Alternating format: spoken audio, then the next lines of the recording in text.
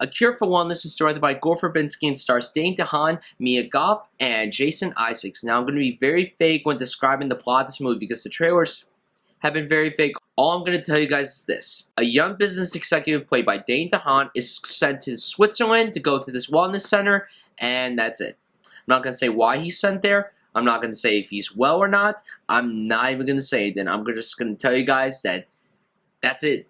That's all you need to know. When I first saw the trailers for this movie, I was pretty excited because I'm like, oh my god, this looks visually stunning. It looks intense. It looks terrifying. I'm excited to see it.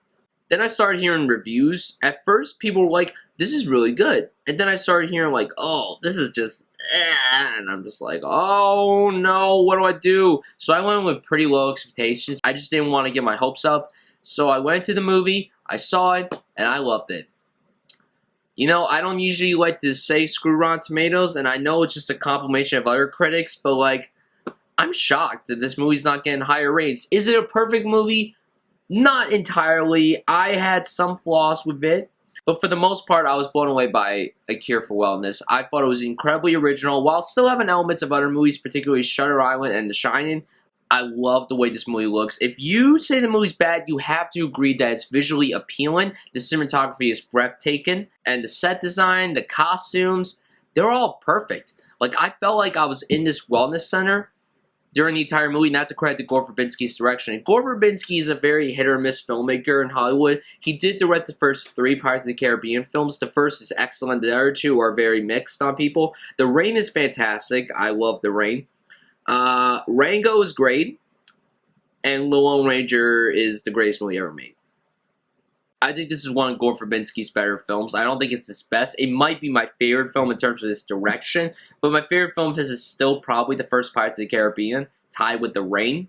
So, I gotta say, I thought he did a really good job directing the hell out of this movie. I thought the acting from everybody was really superb. The characters may not necessarily be likable, but you like their performances. Dane DeHaan starts off as the most despicable human being ever. He's very narcissistic. He loves himself. He thinks, oh, I'm the greatest businessman ever. All it is for me is just money. It's like Han Solo. I'm in it for the money. He doesn't care about the people. He just cares about the money. Hey, I would care about money too, but, you know, I'm not that much of an asshole. But as the movie progresses, you start feeling for his character and you start learning more about him, and you're like, so that's kind of why he's the way he is. He is a great actor. I think Dane DeHaan is one of those underrated actors of his generation. He continues to show why he's one of the better ones. I've never seen her in anything prior to this movie, but I will say that she gave a really haunted performance in the movie. You meet her character and you're like, I feel like she's going to be the cliche patient there that's possessed and everything. But as the movie progresses, you're like, she knows that something's not right. She knows that there isn't anything right with what's going on at this wellness center. And Jason Isaacs is once again showcasing why he's one of the best character actors we ever could say. He's so great at playing villains. Obviously, he crushes it as Lucius Malfoy, but that character has competition because the character in this movie steals the entire show. And I would have loved to have seen a movie with the entirety of Jason Isaacs' character.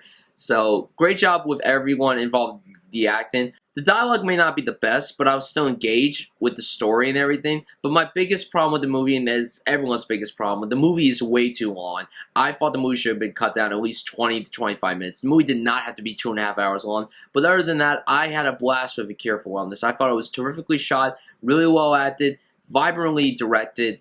I love this movie. I really do love it. It's one of my favorite films of the year. And I think it's one of the most intriguing films of the last 5 to 10 years. I'm going to give the film an A.